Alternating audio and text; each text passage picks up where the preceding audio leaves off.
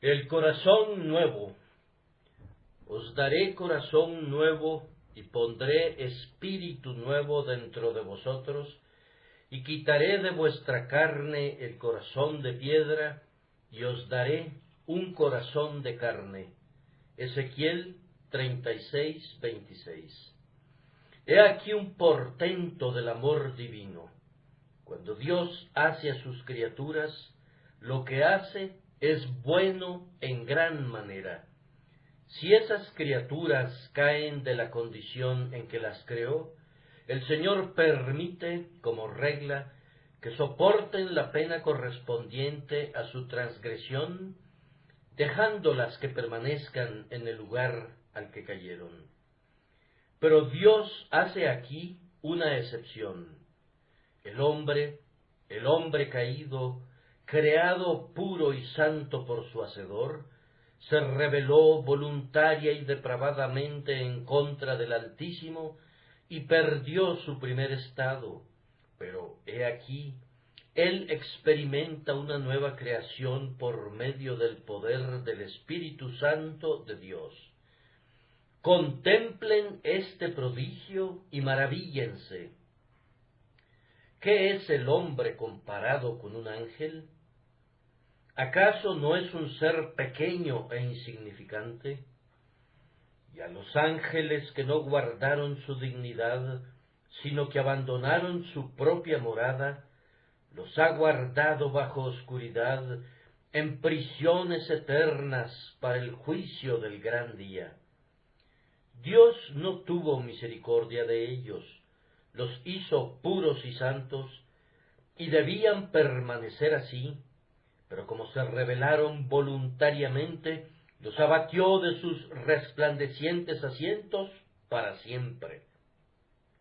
Y sin hacerles ninguna promesa de misericordia, los encadenó fuertemente con los grillos del destino para que sufran en el tormento eterno.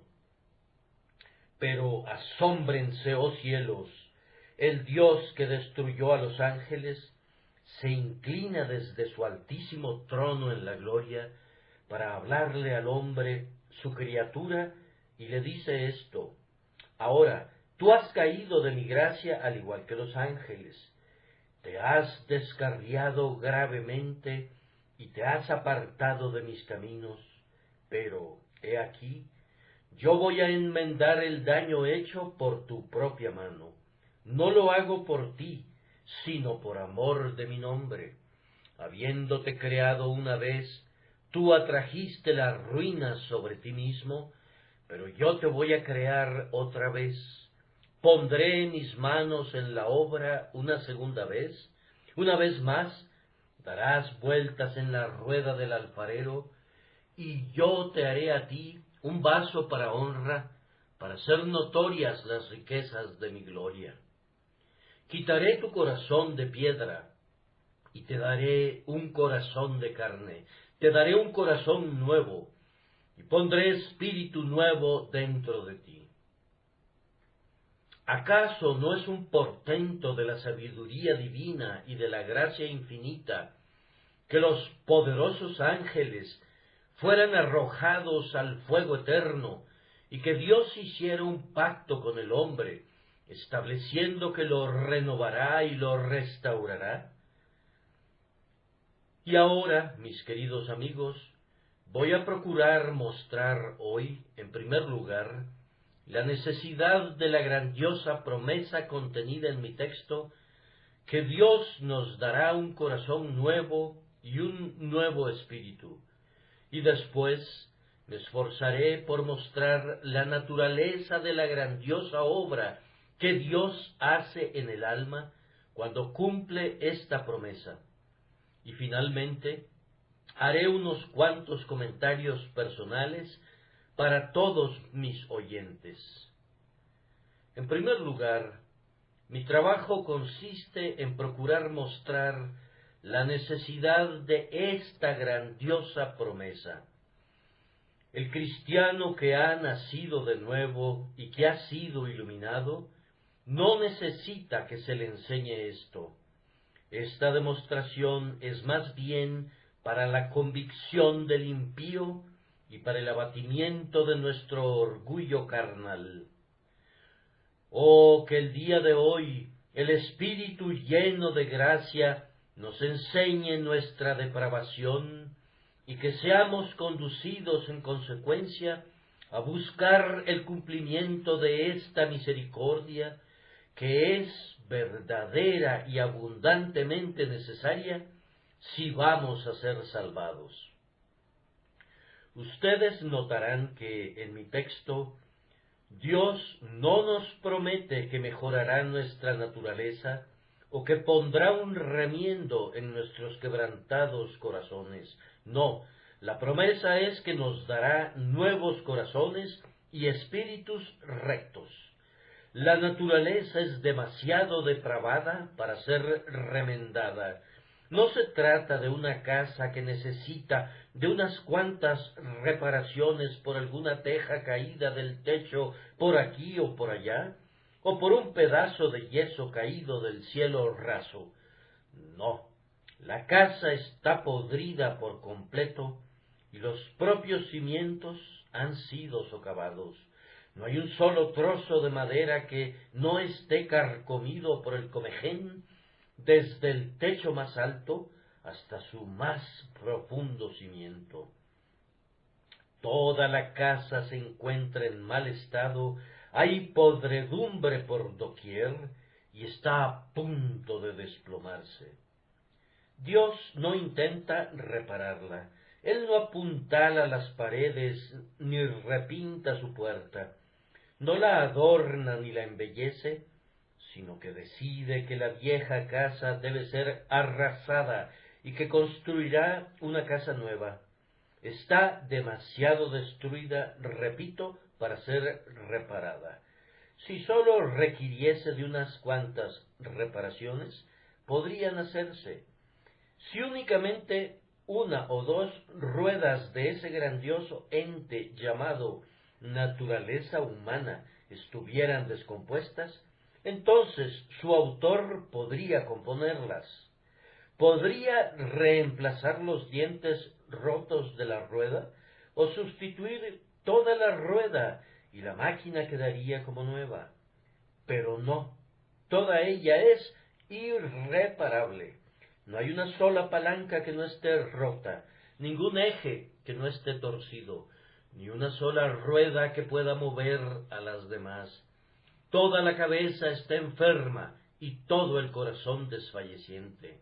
Desde la planta del pie hasta la coronilla de la cabeza, por todas partes, se encuentran heridas y magulladuras y llagas putrefactas.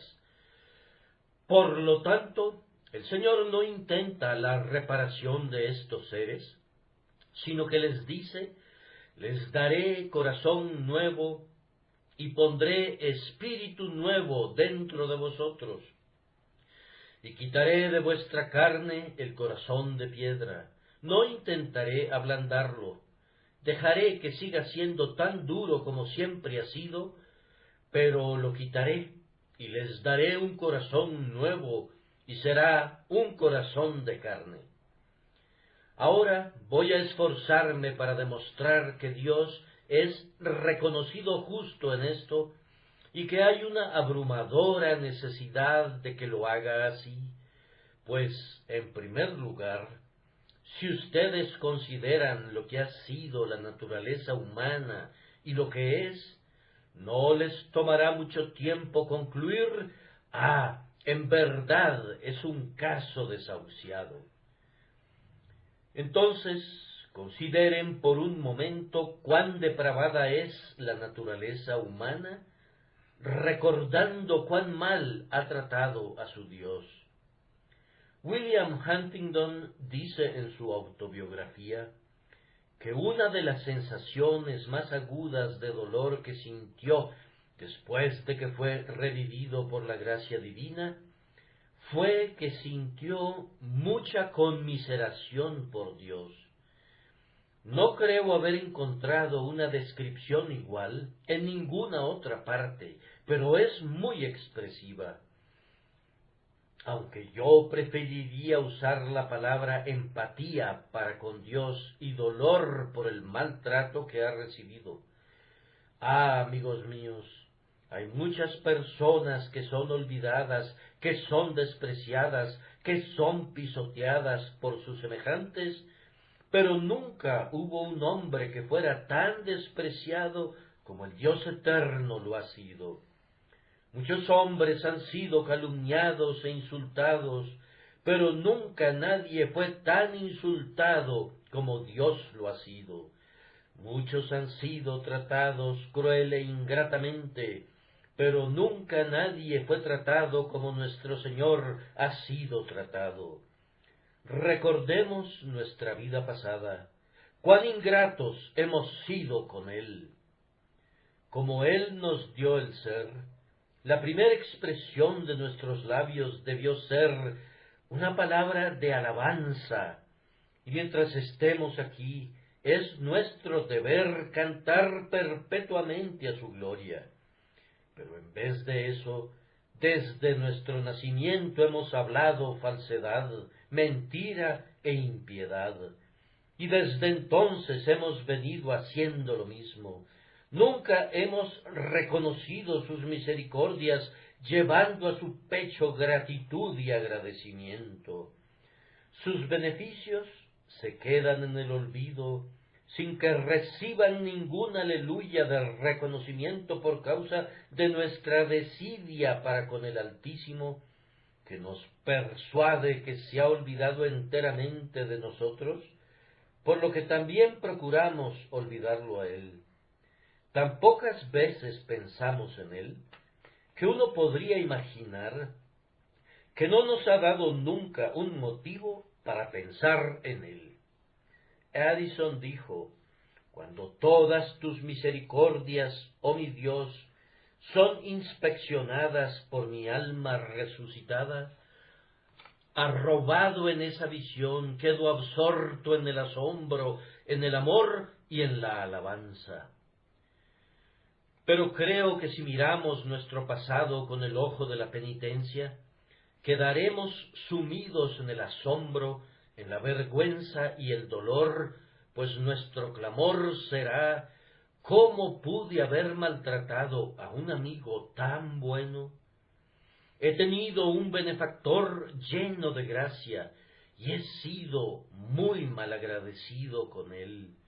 He tenido un padre muy devoto, pero nunca le he dado un abrazo. ¿Cómo es posible que no le haya dado un beso en señal de mi gratitud afectuosa? ¿Cómo es posible que no haya estudiado la forma de hacerle saber que estaba consciente de su bondad y que sentía en mi pecho un agradecido reconocimiento por su amor? Peor aún, no solamente hemos sido olvidadizos en cuanto a él, sino que nos hemos rebelado en su contra. Hemos arremetido contra el Altísimo. Odiamos cualquier cosa relacionada con Dios. Hemos despreciado a su pueblo. Lo hemos llamado mojigato, hipócrita y metodista. Hemos menospreciado su día de reposo. Él lo apartó para nuestro bien, y tomamos ese día para dedicarlo a nuestro propio placer y a nuestras propias actividades, en vez de consagrarlo a Él. Él nos dio un libro en señal de amor y quiere que lo leamos, pues está lleno de amor a nosotros, pero lo hemos mantenido cerrado permanentemente, de tal forma que hasta las arañas han tejido sus nidos en sus hojas. Él abrió una casa de oración y nos ha ordenado que asistamos, pues allí Él se encontraría con nosotros y hablaría con nosotros desde el propiciatorio. Pero a menudo hemos preferido el teatro a la casa de Dios, y preferimos escuchar cualquier otro sonido a la voz que nos habla desde el cielo.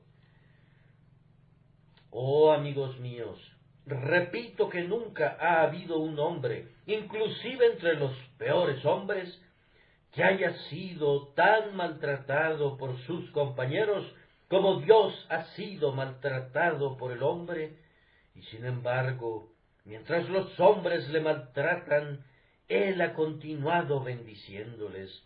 Él sopla en su nariz aliento de vida, incluso cuando el hombre está maldiciéndole.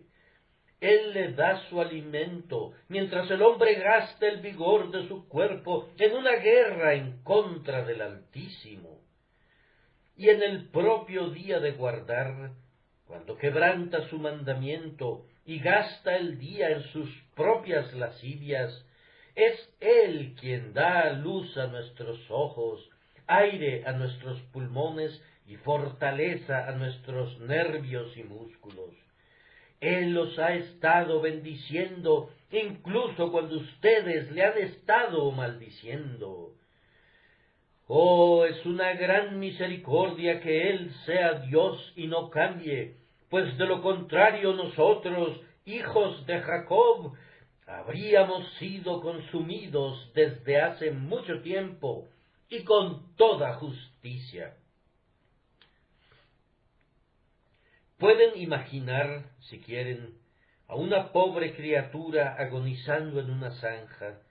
Yo espero que esto no ocurra en nuestro país, pero tal cosa podría ocurrir de la misma manera que un hombre que había sido rico súbitamente se volvió pobre y todos sus amigos le abandonaron. Él les pidió pan, pero nadie quiso ayudarle, hasta que por fin, sin ningún harapo que le cubriera, su pobre cuerpo perdió su vida en una zanja. Esto, creo yo, es el colmo de la desidia humana para con sus semejantes. Pero Jesucristo, el Hijo de Dios, fue tratado peor que esto.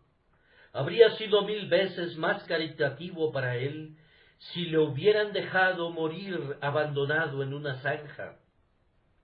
Pero eso habría sido demasiado bueno para la naturaleza humana. Él debía conocer lo peor, y por eso Dios permitió que la naturaleza humana tomara a Cristo y lo clavara en el madero. Él permitió que la naturaleza humana estuviera frente a él y se burlara de su sed, y le ofreciera vinagre, y le vituperara y le escarneciera en el colmo de sus agonías. Permitió a la naturaleza humana que lo convirtiera en su burla y su desprecio, y que se quedara mirando con ojos lascivos y crueles su cuerpo desguarnecido y desnudo. ¡Oh, qué vergüenza para la humanidad! Nunca criatura alguna pudo haber sido peor que el hombre. Las mismas bestias son mejores que el hombre, pues el hombre tiene todos los peores atributos de las bestias, pero carece de sus mejores atributos. Tiene toda la fiereza del león, pero no tiene su nobleza. Tiene la terquedad del asno, sin su paciencia. Tiene toda la gula voraz del lobo, sin su sabiduría que le conduce a evitar la trampa. Es un buitre rapaz, pero nunca se queda satisfecho. Es asimismo una serpiente con veneno de áspides bajo su lengua, pero que escupe su veneno tanto a corta como a larga distancia. Ah, si piensan en la naturaleza humana en cuanto a sus actos hacia Dios, dirán que es demasiado mala para ser corregida y debe ser hecha completamente nueva. Además, hay otro aspecto en el que podemos ver la pecaminosidad de la naturaleza humana, su orgullo. Esa es la peor característica del hombre, que sea tan orgulloso. Amados, el orgullo está entrelazado en toda la trama y la urdimbre de nuestra naturaleza, y sólo podremos deshacernos de él cuando estemos envueltos en nuestra mortaja. Es sorprendente que cuando oramos y procuramos usar expresiones de humildad, el orgullo nos traiciona. Hace muy poco tiempo, estando de rodillas, me descubrí usando expresiones como esta: «Oh Señor, me duelo delante de ti por haber sido alguna vez tan gran pecador como he sido, o que me haya rebelado y sublevado como lo he hecho». Aquí hay orgullo, pues ¿quién soy yo? ¿Qué había de sorprendente en ello? Yo debía saber que era tan pecador que no era sorprendente que me descarriara. Lo sorprendente es que no haya sido peor, y en eso el crédito es de Dios, no mío. Así que cuando tratamos de ser humildes, podemos estar apresurándonos insensatamente a los brazos del orgullo. Qué cosa tan extraña es ver a un ser depravado, pecador y culpable, que esté orgulloso de su moralidad. Y sin embargo, eso es algo que podemos ver cada día. El hombre, cuando es un enemigo de Dios, está orgulloso de su honestidad, aunque le esté robando a Dios. Está orgulloso de su castidad, y sin embargo, si conociera sus propios pensamientos, descubriría que están llenos de lascivia e inmundicia. Está orgulloso del elogio de sus semejantes, cuando él mismo sabe que tiene el remordimiento de su propia conciencia y la reconvención del Dios Todopoderoso. Pensar que un hombre pueda ser orgulloso cuando no tiene ningún motivo para ser orgulloso es extraño y extravagante. Una masa de barro viva, animada, manchada e inmunda, un infierno viviente y sin embargo orgullosa de sí misma. Yo, un hijo depravado de aquel que robó en el antiguo huerto de su Señor y que se descarrió y que no quiso obedecer, de uno que cambió todas sus posiciones por el soborno despreciable de una manzana, y sin embargo que esté orgulloso de mi linaje. Yo, que vivo de la caridad diaria recibida de Dios, que esté orgulloso de mi riqueza, aunque no tenga ni un centavo con el que bendecirme a mí mismo, a menos que Dios decida dármelo. Yo, que vine desnudo a este mundo, y debo salir desnudo de él. Yo, orgulloso de mis riquezas, qué cosa tan extraña. Yo, un pollino de asno montés, un insensato que no sabe nada, que esté orgulloso de mis conocimientos.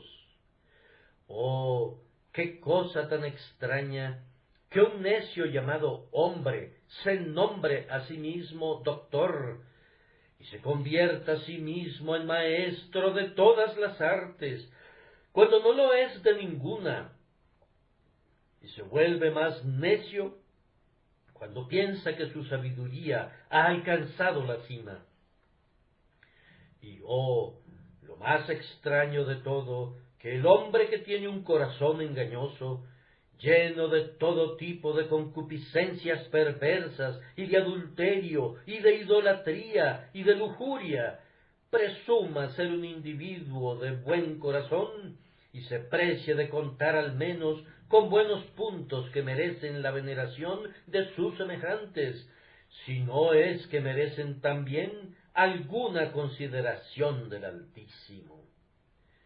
Ah, naturaleza humana, esta es entonces tu propia condenación, porque eres insensatamente orgullosa cuando no tienes por qué ser orgullosa. Escribe Icabod sobre ella: traspasada es la gloria de la naturaleza humana para siempre, que sea quitada, que Dios nos dé algo nuevo, pues lo viejo no puede ser compuesto. La naturaleza humana es irremediablemente insensata, decrépita e inmunda. Además, es muy cierto que la naturaleza humana no puede ser mejorada, pues muchos lo han intentado, pero siempre han fracasado.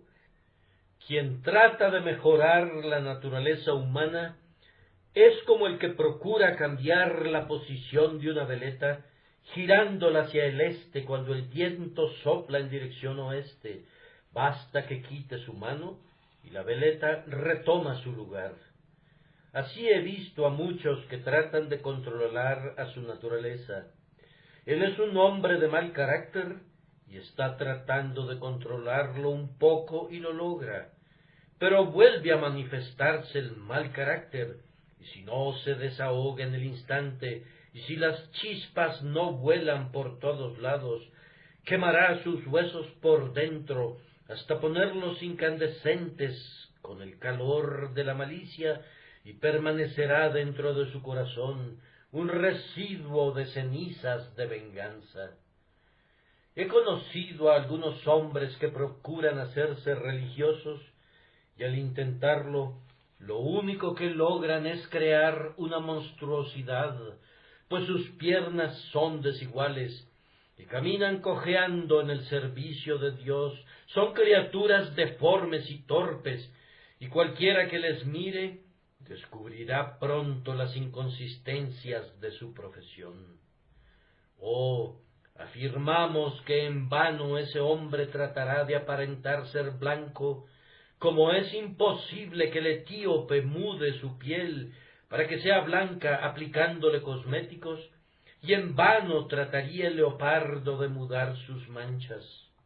Igualmente es imposible que este hombre imagine que puede ocultar la depravación de su naturaleza por medio de algunos esfuerzos religiosos. Yo procuraré mejorarme a mí mismo durante mucho tiempo sin obtener buenos resultados. Cuando comencé a intentarlo, descubrí que tenía dentro de mí a un demonio, y luego, cuando dejé de intentarlo, tenía a 10 demonios. En vez de volverme mejor, me volví peor. Ya tenía el diablo de la justicia propia, de la confianza en mí mismo, del orgullo, y muchos otros que vinieron y me convirtieron en su hogar.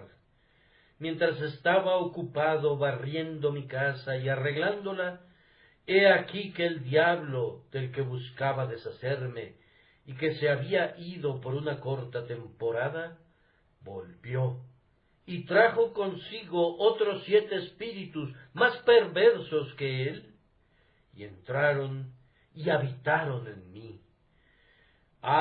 Pueden intentar reformarse, queridos amigos, pero descubrirán que no podrán lograrlo, y recuerden que aunque pudieran, no sería la obra que Dios requiere. Él no acepta la reforma, Él quiere una regeneración, Él quiere un corazón nuevo, y no un corazón que sólo haya tenido una pequeña mejoría. Pero además, ustedes percibirán con facilidad que debemos recibir un corazón nuevo cuando consideren cuáles son las ocupaciones y gozos de la religión cristiana. La naturaleza que se alimenta de la basura del pecado y que devora la carroña de la iniquidad no puede ser la naturaleza que canta las alabanzas a Dios y que se regocija en su santo nombre. ¿Acaso esperan que aquel cuervo que se alimenta de la comida más repugnante tendrá toda la buena índole de la paloma y que podrá jugar con la muchacha en su aposento? No, a menos que conviertan al cuervo en paloma, mientras siga siendo un cuervo, sus viejas inclinaciones permanecerán en él, y será incapaz de hacer algo por encima de su naturaleza de cuervo. Ustedes han visto al buitre atracarse con la carne más podrida hasta quedar harto, ¿y acaso esperan ver luego al buitre posado en el ramaje, cantando las alabanzas de Dios con su torpe chillido y con el graznido de su garganta? ¿Y acaso imaginan que le verán alimentándose de grano limpio, como cualquier ave de corral, a menos que su carácter y su disposición cambien enteramente? Imposible. ¿Pueden imaginar que el león se eche junto al buey, o que coma paja como el novillo, mientras siga siendo un león? Podrán vestir al león con una piel de oveja, pero no lo convertirán en oveja, a menos que lo despojen de su naturaleza de león. Pueden tratar de hacer mejor al león, tanto como quieran. El mismo Van Amburgh, si hubiera logrado mejorar a sus leones durante 1000 años, no habría podido convertirlos en ovejas.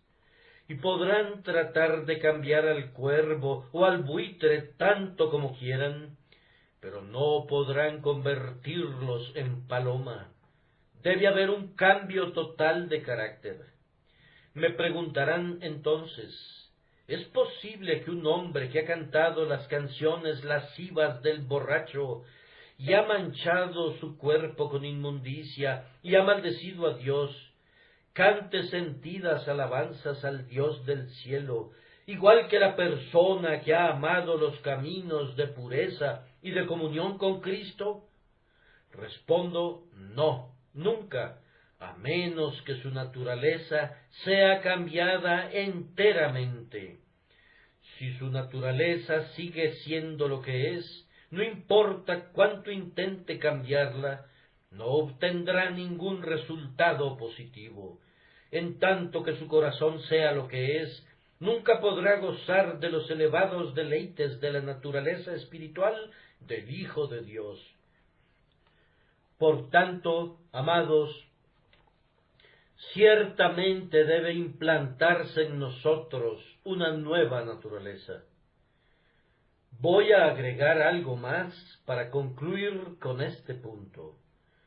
Dios aborrece la naturaleza depravada y por tanto debe ser quitada antes de que podamos ser aceptos en él. Dios no odia tanto nuestro pecado como odia nuestra pecaminosidad. No es el desbordamiento de la fuente, es el pozo mismo. No es la flecha arrojada por el arco de nuestra depravación, es el propio brazo que sostiene el arco del pecado y el motivo que dispara la flecha contra Dios. El Señor está irado no sólo contra nuestros actos manifiestos, sino contra la naturaleza que dicta esos actos. Dios no es miope y no sólo mira la superficie, Él mira el origen y la fuente. Él dice, en vano será que traten de alcanzar buenos frutos si el árbol sigue siendo malo. En vano será que procuren limpiar el agua, en tanto que la fuente misma permanezca contaminada. Dios está airado con el corazón del hombre. Él odia la naturaleza depravada del hombre y la quitará, y la limpiará a fondo, antes de que admita al hombre en la comunión con él, a la dulce comunión del paraíso. Hay, por tanto, una necesidad de una naturaleza nueva, y debemos recibirla, pues de lo contrario, nunca podremos ver su rostro con aceptación. Y ahora tendré la gozosa responsabilidad de mostrarles, en segundo lugar, la naturaleza de este gran cambio que el Espíritu Santo obra en nosotros. Y doy inicio haciendo la observación que es una obra divina de principio a fin. Dar al hombre un corazón nuevo y un nuevo espíritu es obra de Dios y únicamente de Dios. El arminianismo se desploma cuando llegamos a este punto. Nada funciona aquí excepto la vieja verdad que los hombres llaman calvinismo. La salvación es sólo de Jehová. Esta verdad soporta la prueba de las edades y no podrá ser conmovida nunca, porque es la verdad inmutable del Dios vivo. Y a lo largo de todo el camino de la salvación tenemos que aprender esta verdad, pero especialmente cuando nos encontramos aquí, en este punto particular e indispensable de la salvación, la implantación de un nuevo corazón en nosotros.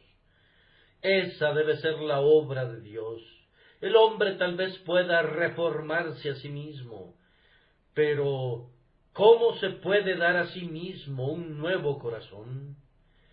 No necesito abundar en este pensamiento, pues comprenderán al instante que la misma naturaleza del cambio y los términos en que ese cambio es mencionado aquí lo ponen fuera del alcance del hombre. ¿Cómo puede el hombre ponerse un nuevo corazón, ya que siendo el corazón el poder motor de toda la vida, debe ejercitarse a sí mismo antes de que pueda hacer alguna otra cosa? Pero, ¿cómo pueden los esfuerzos de un viejo corazón producir un nuevo corazón?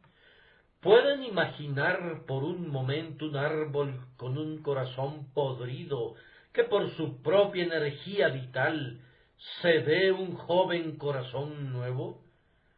No se puede suponer tal cosa. Si su corazón estuviera bien originalmente y los defectos estuvieran localizados en alguna rama del árbol, pueden concebir que el árbol, por medio del poder vital de la savia dentro de su corazón, rectifique el problema. Sabemos de algún tipo de insectos que pierden sus miembros y por su poder vital son capaces de recuperarlos de nuevo, pero quiten el asiento del poder vital, el corazón, ¿y qué poder hay que pueda, con alguna posibilidad, rectificarlo, a menos que sea un poder externo, de hecho, un poder de lo alto? Oh, amados, todavía no ha existido el hombre que haya avanzado ni un ápice en el camino de producir un nuevo corazón. El hombre debe permanecer pasivo en este proceso, posteriormente se volverá activo, pero en el momento en que Dios pone una nueva vida en el alma, el hombre es un sujeto pasivo, y si acaso hay alguna actividad, es una resistencia activa en su contra, hasta que Dios, por medio de una gracia victoriosa e irresistible, ejerce el señorío sobre la voluntad del hombre. Además, este es un cambio inmerecido. Cuando Dios pone un nuevo corazón en el hombre, no es porque el hombre merezca un nuevo corazón, no es porque haya algo bueno en su naturaleza, por lo que Dios le da un nuevo espíritu. El Señor simplemente le da al hombre un corazón nuevo, porque así le agrada. Esa es su única razón. Pero, podrías comentar, supón que un hombre clame por un corazón nuevo. Yo respondo, nadie clamó alguna vez por un corazón nuevo antes de recibirlo, pues el clamor por un corazón nuevo demuestra que ya hay un nuevo corazón. Pero, dirá alguien, ¿no debemos buscar un espíritu recto? Sí, yo sé que es tu deber buscarlo, pero igualmente sé que es un deber que no cumplirás nunca. Se les ordena que tengan nuevos corazones, pero yo sé que no los tendrán nunca, a menos que Dios se los dé. Tan pronto como empiezan a buscar un nuevo corazón, hay una evidencia presuntiva de que el nuevo corazón ya está allí, en germen, pues no habría podido germinar esta oración. a menos que las semillas no estuvieran antes allí. Pero, dirá alguno, supón que el hombre no tiene un nuevo corazón, pero que sinceramente lo buscara, ¿lo recibiría? No debes hacer suposiciones imposibles. En tanto que el corazón del hombre sea depravado y vil, no hará nunca tal cosa. Por tanto, no puedo decirte qué pasaría si hiciera lo que no hará nunca. No puedo responder a tus suposiciones. Y si tú supones una dificultad, debes suponer también su solución. Pero el hecho es que nadie buscó jamás un corazón nuevo, ni lo buscará jamás, o un espíritu recto, hasta que, en primer lugar, la gracia de Dios comience a obrar en él. Si hay algún cristiano aquí que dio el primer paso para acercarse a Dios, que lo proclame al mundo. Nos enteraríamos por primera vez que ha habido un hombre que de antemano se acercó a su Hacedor. Pero yo nunca me he encontrado con un caso así. Todo el pueblo cristiano declara que Dios comenzó la obra, y todos ellos cantarán: fue el mismo amor que preparó el festín, el que dulcemente me forzó a entrar, pues yo me habría resistido a probar y habría perecido en mi pecado. Es un cambio por gracia, gratuitamente dado, sin ningún mérito por parte de la criatura, sin ningún deseo anticipado, ni buena voluntad precedente. Dios lo hace porque así le agrada, y no de conformidad a la voluntad del hombre. Además, es un esfuerzo victorioso de la gracia divina.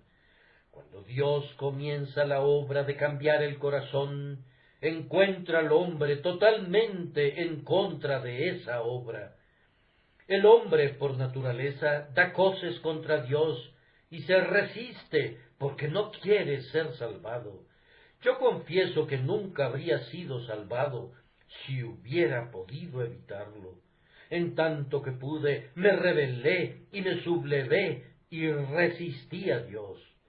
Cuando Él quería que orara, yo no oraba. Cuando Él quería que escuchara la voz del ministerio, yo no quería hacerlo. Y cuando oí la predicación y una lágrima rodaba por mis mejillas, yo la enjugaba y le desafiaba a que ablandara mi corazón. Cuando mi corazón había sido tocado un poco, yo procuraba distraerlo con placeres pecaminosos, y cuando eso no bastaba, intentaba la justicia propia y no quería ser salvado hasta que fui cercado, y entonces Él me dio el golpe irresistible de la gracia, y no hubo forma de vencer ese vigor irresistible de su gracia. Conquistó mi voluntad depravada y me hizo encorvarme delante del cetro de su gracia. Y lo mismo sucede en cada caso. El hombre se rebela en contra de su Hacedor y Salvador, pero donde el Señor determina salvar, salvará. Dios recibirá al pecador si decide recibirlo. Ninguno de los propósitos de Dios ha sido frustrado jamás. El hombre procura resistir con todo su poder, pero todo el poder del hombre, aunque es tremendo para pecar, no es rival para el poder majestuoso del Altísimo cuando pasea en el carruaje de su salvación. Él, en efecto, salva irresistiblemente y conquista victoriosamente el corazón del hombre. Y además, este cambio es instantáneo. La santificación de un hombre es obra de toda la vida, pero dar al hombre un corazón nuevo es obra de un instante. En un solitario segundo, más ligero que un relámpago, Dios pone un corazón nuevo en un hombre y lo convierte en una nueva criatura en Cristo Jesús. Puedes estar sentado en la banca donde estás ahora, siendo enemigo de Dios, albergando un corazón perverso dentro de ti, duro como una piedra, y muerto y frío. Pero si el Señor así lo quiere, la chispa de la vida caerá en tu alma, y en ese momento comenzarás a temblar, comenzarás a sentir, confesarás tu pecado, y acudirás a Cristo en busca de misericordia. Otras partes de la salvación son completadas gradualmente, pero la regeneración es una obra instantánea de la gracia soberana, eficaz e irresistible de Dios. Ahora, nosotros tenemos en este tema un grandioso campo de esperanza y de aliento para los pecadores más viles. Queridos oyentes, permítanme dirigirme a ustedes muy afectuosamente. Hay algunos de ustedes que están buscando misericordia. Por muchos días han estado orando en secreto y sus rodillas ya les duelen por la insistencia de su intercesión. Su clamor a Dios ha sido: crea en mí, oh Dios, un corazón limpio y renueva un espíritu recto dentro de mí. Permítanme consolarlos con esta reflexión. Su oración ya ha sido escuchada. Ustedes tienen un nuevo corazón y un espíritu recto. Tal vez no serán capaces de percibir la verdad de esta afirmación en los próximos meses. Por tanto, continúen en oración hasta que Dios haya abierto sus ojos para que vean que la oración ha sido respondida. Pero pueden estar seguros de que ya ha sido respondida. Si tú odias el pecado, no es tu naturaleza humana la que lo odia. Si anhelas ser un amigo de Dios, no es tu naturaleza humana la que así anhela. Si deseas ser salvado por Cristo, no es tu naturaleza humana la que lo desea.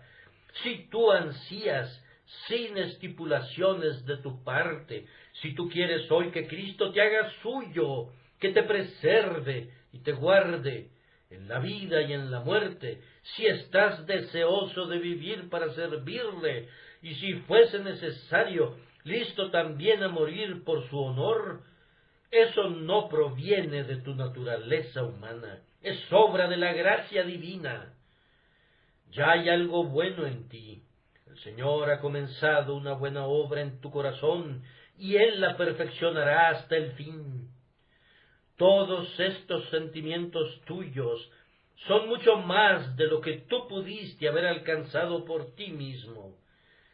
Dios te ha ayudado a subir los peldaños de esta divina escalera de gracia, y tan cierto como te ha ayudado a subir todos estos escalones, te seguirá llevando hasta la cima, hasta que te tomen los brazos de su amor en la gloria eterna.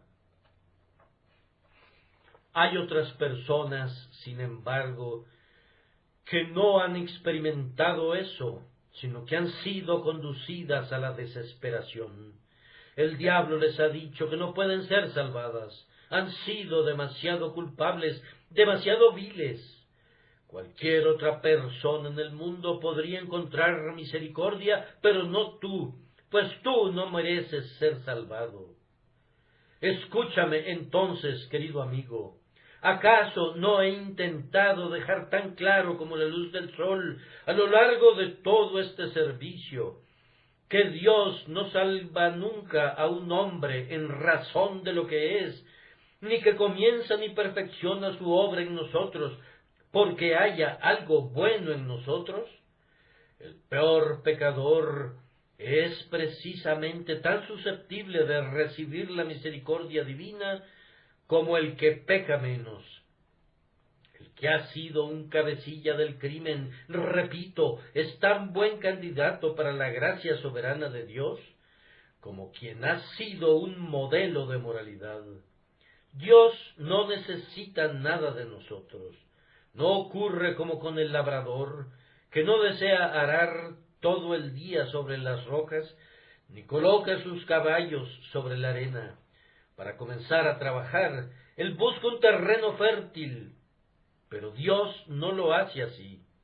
Él comenzará a trabajar sobre el terreno rocoso y golpeará ese corazón de piedra que tienes hasta que se convierta en el limo negro y fértil del dolor penitencial, y luego esparcirá la semilla viva de ese limo hasta que produzca fruto a 100 por 1.